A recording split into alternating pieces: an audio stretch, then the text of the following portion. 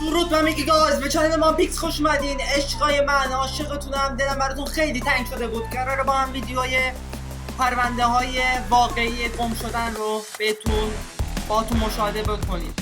موضوع ویدیو اینه و من تو دفتر نوشتم قراره که با هم مشاهده بکنیم. قبل از اینکه بریم ویدیو رو با هم ببینیم، ویدیو نیست، موضوع هستش که قراره بهتون بگیم. میگن که یوتیوب پارسی به پایان رسیده. یوتیوب پارسی با من به پایان نرسیده، فقط درآمدها کم شده. من خودم که چون یوتیوبر تازه هستم هیچ درآمدی ندارم و به زودی درست میشه. اصلا نگران نباشه اگه درآمدم داشته باشم، اگرم کم شده باشه هیچ وقت دیگه مثل یوتیوبرهای دیگه نمیام مثلا ویدیو بذارم. ویدیو کوتاه میذارم. ویدیو کوتاه رو میپسندید، خیلی ممنون که ویدیو کوتاه رو میپسندید. ویدیو کوتاهمون از این به بعد میخوایم که جنایی کنیم. ویدیو کوتاهمون رو در آپارات هم تازگی شروع به فعالیت کردیم. حتما در آپارات ماهان پیکس هستش، ماهان پیکس بزنیم و دنبال کنیم ما رو. خب بریم سراغ داستان جنایی. خب لایک کامنت ساب یادتون نره. بریم سراغ موضوع اول.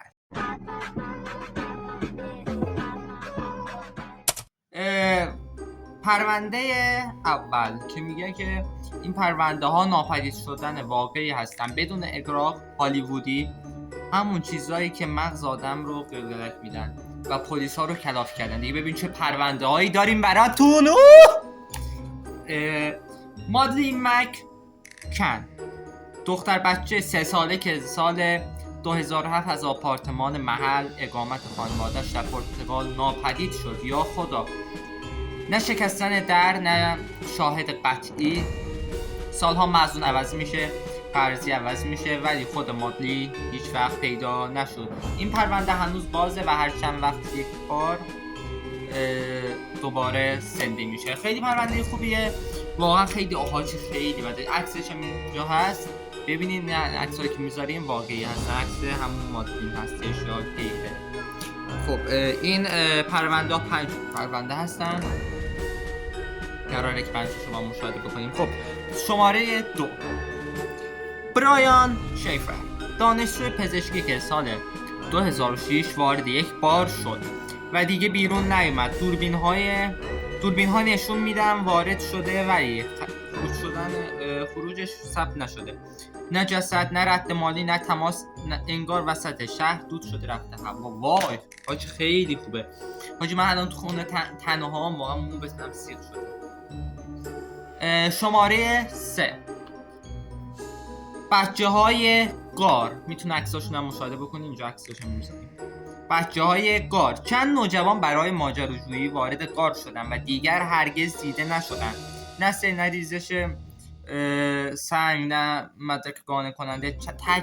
تجهیزات پیدا شده ولی خودشون نه. یا خدا حاجی خیلی بده. وای بابا خیلی ترسناک. وای چرا اینجوری میکنیم؟ واقعا پرونده واقعی هستن دوستان. من خیلی وقت که بگم فکر کنم 3-4 روز بود که ویدیو طولانی نداشته بودم، دنبال این پرونده میگشتم. واقعا خیلی سخته پیدا کردنشون. شماره 4، زنی که با ماشین پیدا شد ولی خودش نه. ماشین سالم در جنگل یا کنار جاده. کلید هست، بنزین هست، نشانی از درگیری نیست. راننده غیب شده. واقعا خیلی بده این مدل پرونده. اعصاب خردکن ترین ناپدید شدن زن، چون هیچ نقطه شروعی برای تحقیق نمیدم. وای حاجی خیلی بده. وای چرا این ویدیو رو ساختم؟ ولی میخواستیم ویدیو رو با تنوع تر بکنیم واسه این پرونده ساختم. ما هنوزم ویدیوهای جذاب جنایتی داریم. وای خب بریم سراغ شماره آخر، پرواز MH370 اگه اشتباه نکنم. خط خرچنگوی باقی دارم من. هواپیما با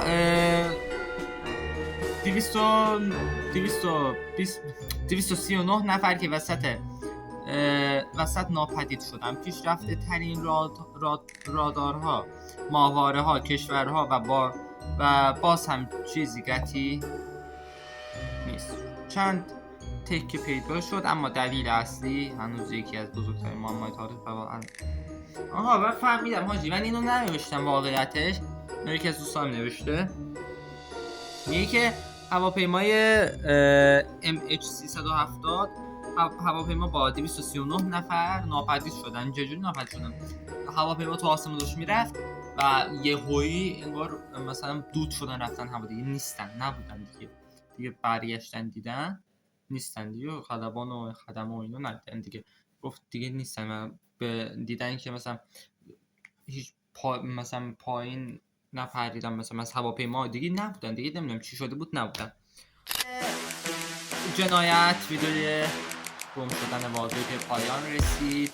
خیلی ممنونم این ویدیو رو دیدین، عاشق همتون هستم. ویدیوی بعدیمون میخوام در ویدیوی گل نمیدم، ویدیو بعد گل نمیدم، ویدیو بعدی میخوام درباره خواننده هایی که مردن ولی هنوز اثری ازشون هست، مثل مایکل جکسون، پادشاه پاپ جهان. خیلی ممنونم. ساب کامنت یادتون نره، تو هم اگه از این موضوع خوشت اومد ساب کن در یوتیوب یا در آپارات تازه شروع کردیم، ما هم میکسه بزنیم بیاد، میبینیم ویدیو کوتاه میذارم، ویدیو کوتاه میخوام جذاب‌تر کنیم. خیلی ممنونم. ساب کامنت یادتون نره، عضو کانال مامپیکس رو بود.